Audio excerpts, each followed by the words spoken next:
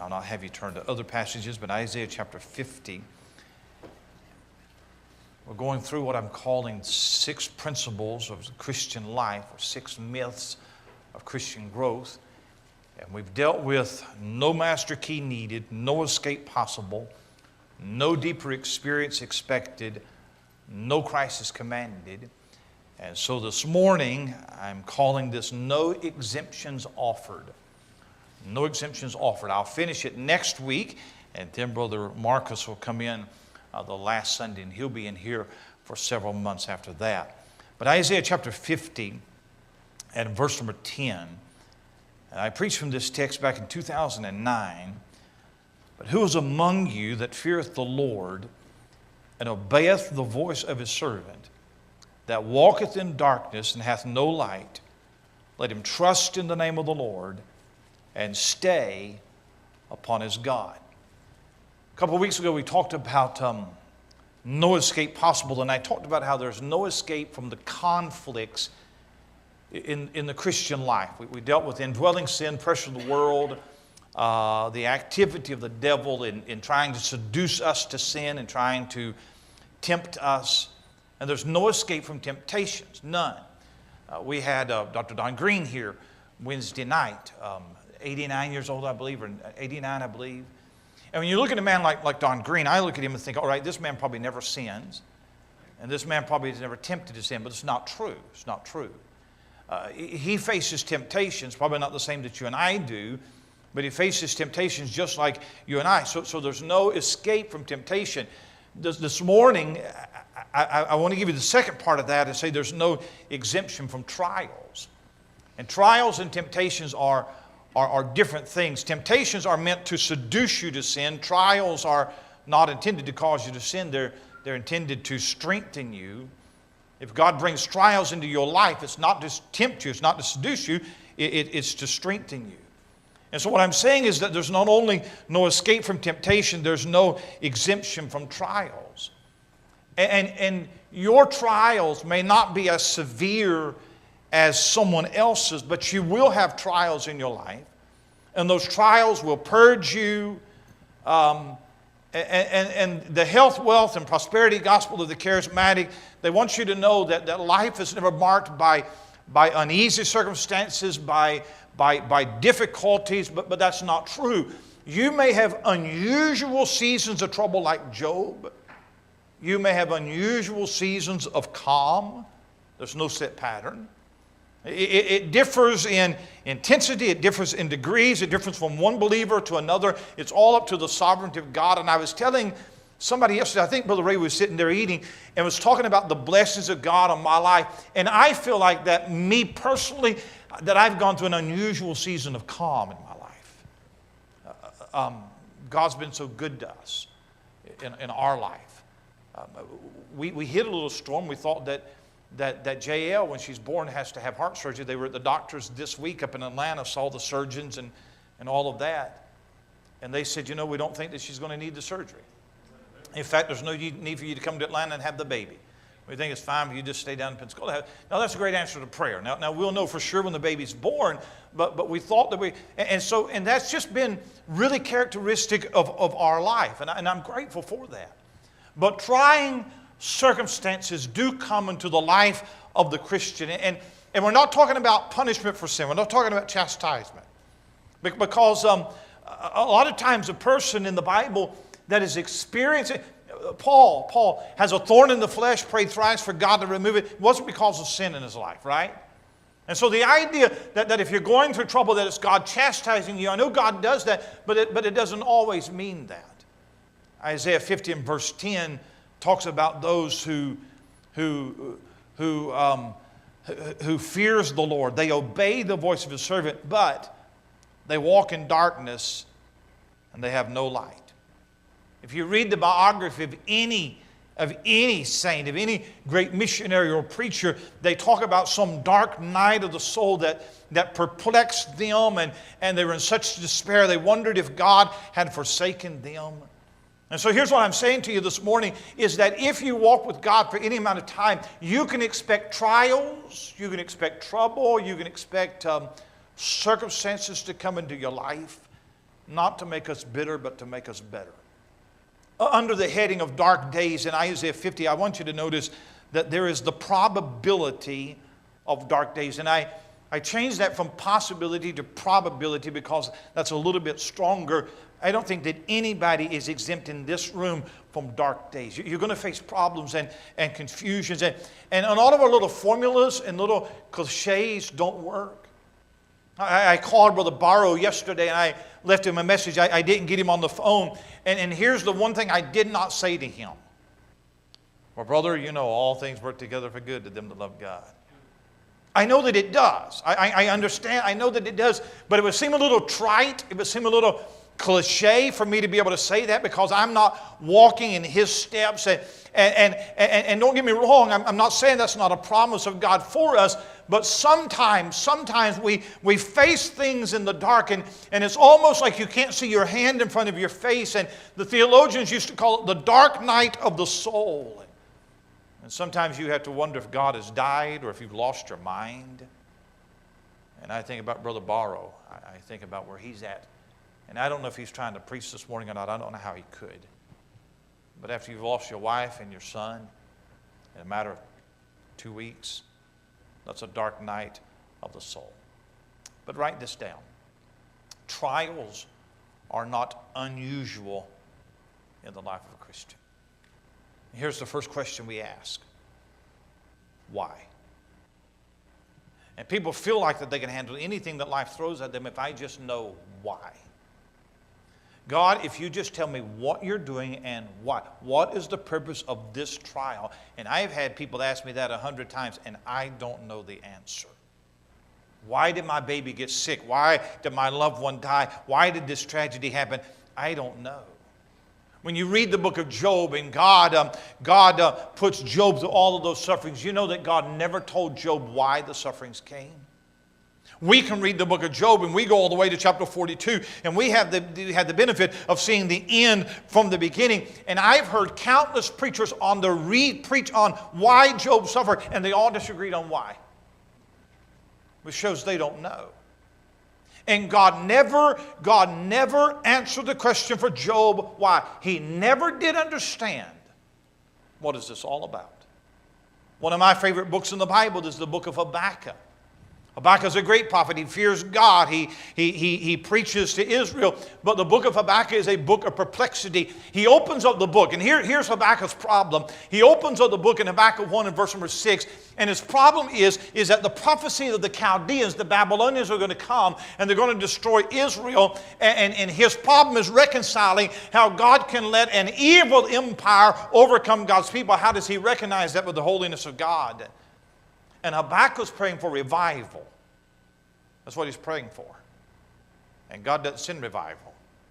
God sends ruin. And on the other hand, you've got Jonah praying for ruin.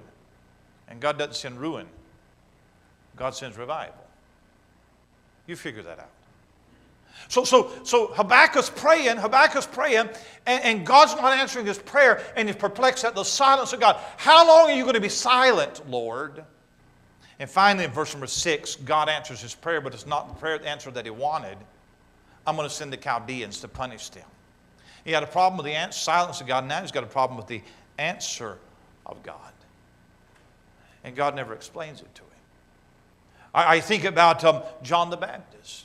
John the Baptist, greatest man outside of Jesus Christ who ever lived. Talked about him in Matthew chapter 4. Forerunner, stood on the banks of the Jordan River, announced this is the Messiah. Then he got put in prison. And Paul and Silas sang in prison, but not John. John doubted in prison. And he got in such perplexity and such despair and such darkness that he even sent his disciples to go ask of Jesus, are you really the one? Are you really the one? I mean, if you can perform all of these miracles, why can't you get me out of jail?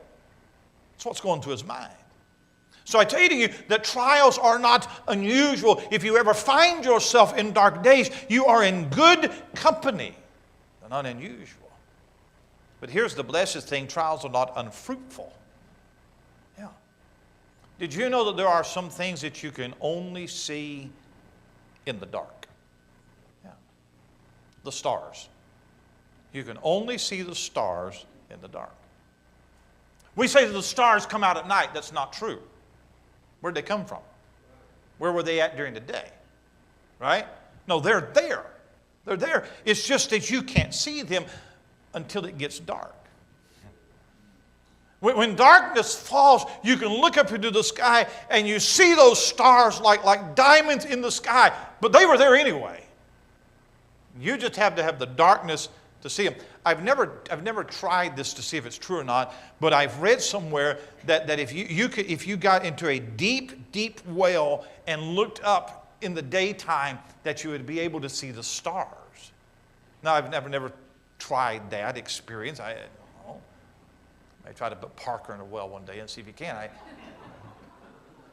But if you get down deep enough and dark enough that even in the daytime you can see the stars shining, that there are some things that you can only see in the dark. And then I would say that there are some things that you can see better in the light when you've been in the darkness. There's something about darkness that sharpens our eyesight.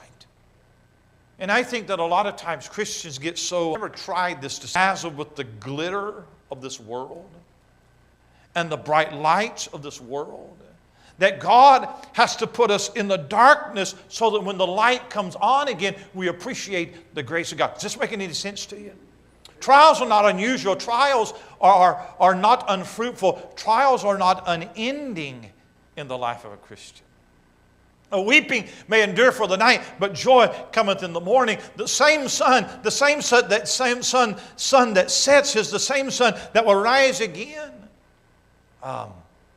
Just because it doesn't make sense to you now doesn't mean it won't always make sense. Just because it doesn't make sense now means that it won't make sense one day. He'll make all things clear. So I say to you, the probability of dark days. Secondly, the purpose of dark days. Now here's the verse. We know that all things work together for good to them that love God, to them who are the called according to His word. It just rolls off our tongue. We just know that. And it's really easy to quote that verse to somebody else. But it's not as easy to quote that verse to ourselves when we're going through some trials. And by the way, that verse is not just a magic wand that you just throw out there and you just wave over all of your pain and it takes all the pain away. That's not what it's meant for. And I think sometimes that we treat that verse like a magic wand or a Band-Aid when we stub our toe. And that's not what it's meant for.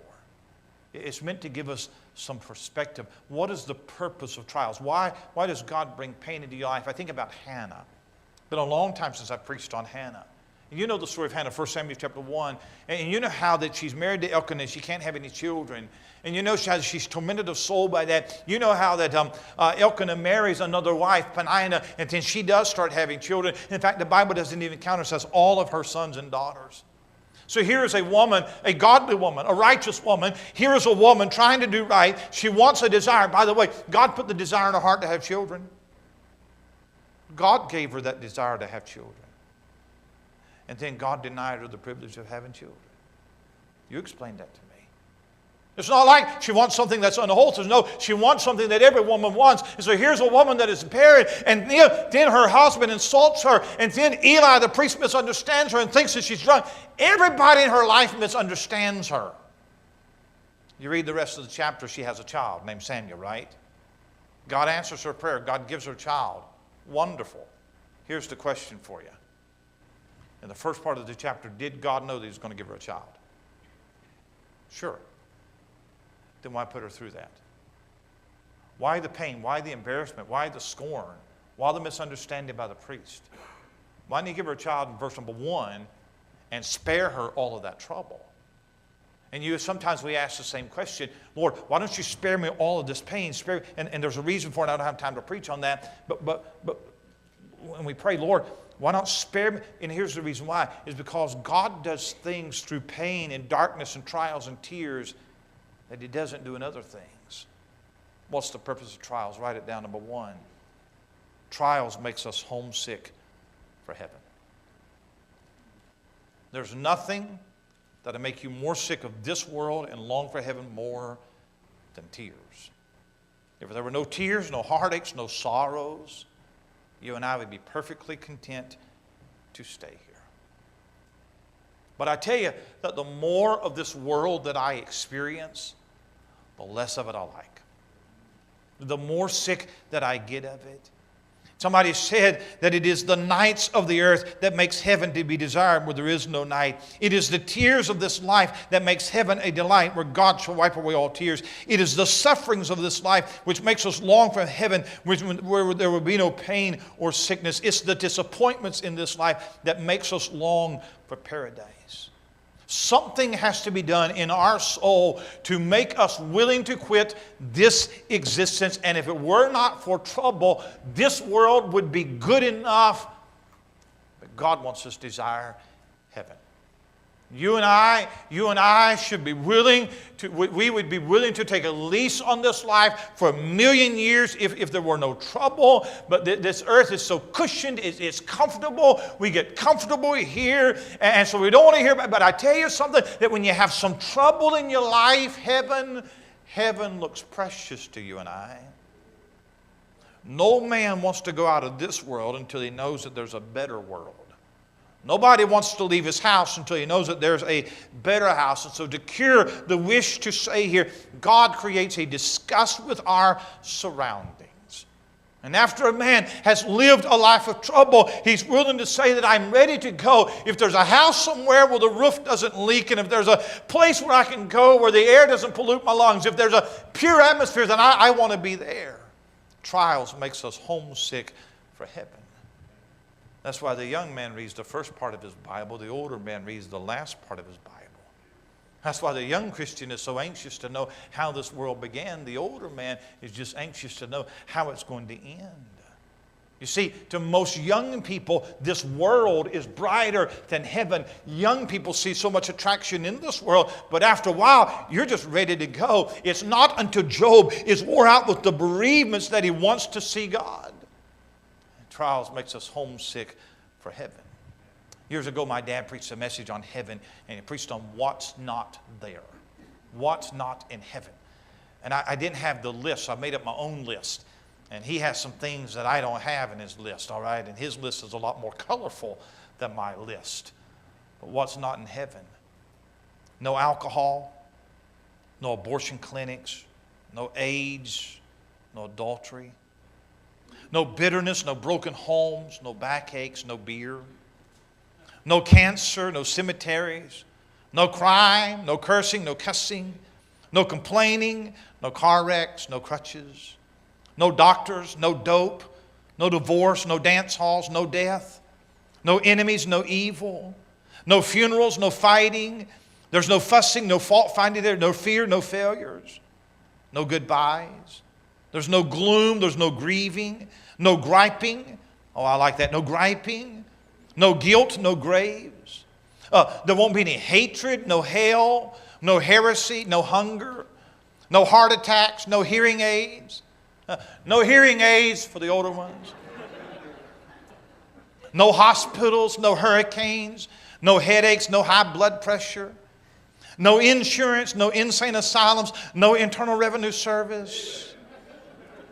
No immorality, no infirmities, no incest, no insects, no jail, no jealousy, no judgment, no killings, no kidney stones, no liquor, no lamenting, no lewdness, no lust, no lying, no movie houses, no malice, no misery, mournings, no misunderstandings, no murmurings, no needs, no nudity, no obscenities, no obituaries, no old age, no pornography, no pills, no psychiatrists, no problems, no persecution, no poison, no pollution, no prisons, no queers, no quarreling, no rock music, no rebellion, no robbery, no rust, no sickness, no sorrow, no snobs, no selfishness, no shacking up, no stealing, no tobacco, no television, no trials, no ulcers, no undertakers, no violence, no vengeance, no wheelchairs, no weapons, no war, no weeping, no X-rated movies, no yielding to sin, no youthful lust, no zodiac, no zeal for the world. Just some things that won't be there. Won't be there. Trials will make you homesick for heaven, is what it'll do. I tell you something else trials will do to make us dependent upon God. It has a way of exposing our weaknesses and helping us be dependent upon the sufficiency of Christ. When you hear a man pray, you can tell if he's ever had any trouble. You can tell. You can tell in the cadence in his voice. You can tell with the spirit with which he prays. Before a man has trouble, his prayers are poetic. Poetic. Big words, fancy speech, worn out cliches. Starts out there in the nether beyond, and I mean just rises higher and higher and higher. Giving God information that surely he must not be aware of.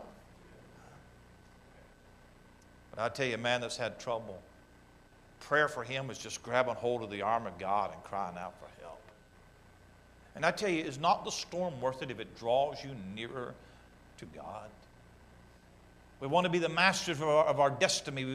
We want to be in charge. We want to be independent. But God wants you to realize your weakness and rely on him. So trials makes us homesick for heaven, and trials makes us dependent upon God, and trials teaches us the grace of sympathy. The grace of sympathy. We live in a cold, cruel world, and we've lost the ability to sympathize with other people. And everybody's watching out for their own interest, and it's a dog-eat-dog world, and I'll do whatever I have to do to walk over top of you and make sure that I get mine and I build my empire. I want to tell you, trials will tenderize you. Trials will make you more gracious. You'll be slower to temper. You'll be quicker to sympathize. When we're in prosperity, we like young people around because we laugh when they laugh, and we sing when they sing, and we romp when they romp. We like young people around. However, when we're in trouble, we like older folks to be around because they know how to talk to us. They know how to sympathize. It takes people who have been in trouble to comfort others who have been in trouble. Where does Paul get the ink to write his comforting epistle? Where does David get the ink to write comforting Psalms? Where does John get the ink to write comforting Revelations? I tell you, they got it out of their own trials. When a man has gone through that curriculum and he's taken a course in dungeons and shipwrecks and imprisonments, he's qualified for the work of sympathizing with others. And please don't think that I may compromise, and I don't think that you will, but I think there's enough condemnation and hatred going around anyway. I don't see what's wrong with, we're not soft on sin, but why can't we deal with people and treat with people with grace and compassion and sympathy? The Old Testament has a prophet, Jeremiah, who's known as the weeping prophet. I think it would be okay if we had preachers known as the weeping preachers, saints known as the weeping saints. So the probability of darkness, the purpose of darkness. But in our text, there's the procedure for dark days. Look at it in verse 10. Who is among you that feareth the Lord, the voice of his servant, that walketh in darkness and hath no light? Now the text is written to tell you what to do. Let him trust in the name of the Lord and stay upon his God. What do you do in the darkness? Well, here's the first thing you do. You look to the Lord. Let him trust in the name of the Lord. The dark days must never cause you to lose confidence in God. Never doubt in the darkness what God showed you in the light. You may not know the way forward, but you do know God. The trials may cause you to doubt yourself, but they should never cause you to doubt God. Warren Wiersbe, one of my favorite writers, Warren Wiersbe said that we don't live by explanations, we live by promises. And God's under no explanation or under no expectation or obligation to explain himself. And if he did explain himself, we probably would not understand him because his thoughts are higher than our thoughts as the heavens are above the earth. And if he tried to explain it to us, it would probably go over top of our head. It's like somebody tries to explain electricity to me. I'm lost. I sit there and I smile and I nod my head and say, and I have no idea what you're talking about. And that's how it would be if God tried to explain his purposes to us. It's okay if you don't know as long as God knows. And darkness teaches you to trust what you cannot see. You get a promise of God and you stand on that promise and you don't have to understand it. By the way, the highest pinnacle of faith is not when you can see the way it's clear. It's when you cannot see the way clear. You see, Job came to that place, and here's what Job said. Though he slay me, yet will I trust him.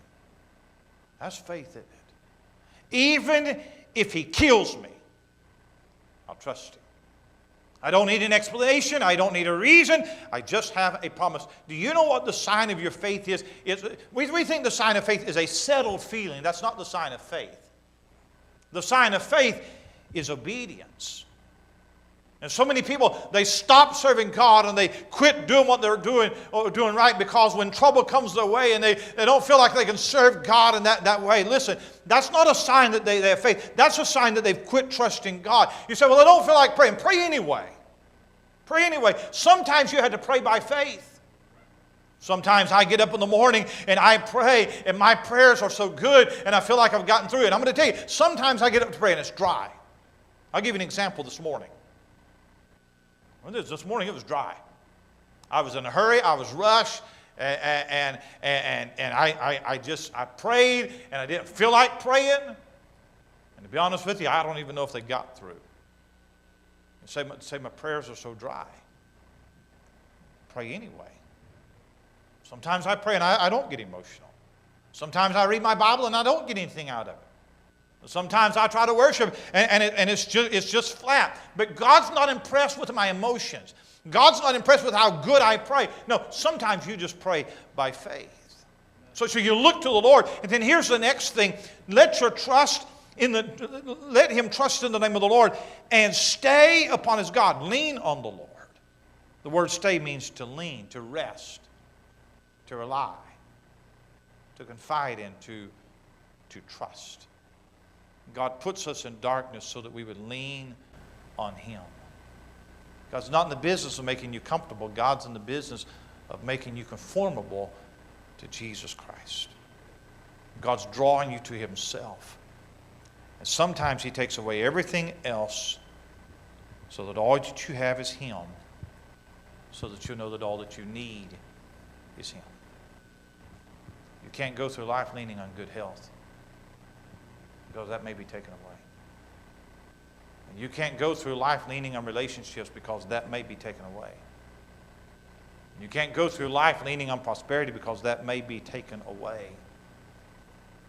And when all that you have is God, then you'll know if all that you have is enough. Leaning on Him. What do you do? What do you do?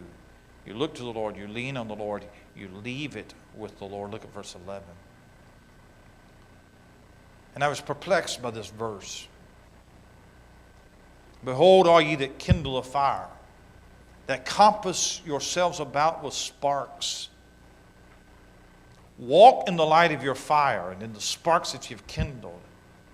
This shall ye have of mine hand, ye shall lie down in sorrow. And I thought about that verse and it's talking about lighting your own fire and creating a light in the darkness, and I was perplexed by it. But I believe that what the Lord is saying is that if you try to find your own way, you're going to end up in sorrow. And some people's motto is do something even if it's wrong. Perform in the energy of the flesh. Take matters in your own hands without any direction for the Lord. They light their own fire. And I believe that what Isaiah is saying is that when God puts you in darkness, you just keep walking. And you don't quit walking with Him because it's dark and it's stormy. You just keep walking by faith. You just keep trusting the Lord. Because God has ordained the darkness and God won't leave you there. You leave it with the Lord. So here's what I'm saying this morning. Is you can't live so holy and so godly and so righteous that God exempts you from trouble. I can point to 100 believers who's had 100 times more trouble than I have had. And I don't compare my trials to their trials. And because I've not gone through the experiences and the pain that they've gone through doesn't mean that I'm less of a Christian than they are. Certainly God has taught them things in their darkness and their trials that He has not taught me yet. And I'm not a masochist. I don't pray for trouble. I don't pray for God to send. I don't pray for that. But when those dark days come, whether it's physical, whether it's emotional, whether it's spiritual, when those dark days comes, understand there is a purpose for it. And don't buck it. Don't fight against God. Don't let it make you bitter. Let it make you better. I heard the story about a dad lost his wife and left a little child, him and his little daughter. And they went out to the cemetery, buried his wife, her mother, and came back to the empty house. And that first night, that little girl, Daddy tucked her into her bed, one end of the house. He went to the other end of the house, went to bed. And there's that little girl laying in that bed. Mama's in the grave. And she didn't stay there very long. And she came over into Daddy's bedroom and said, Daddy, I can't sleep by myself. Can I sleep with you?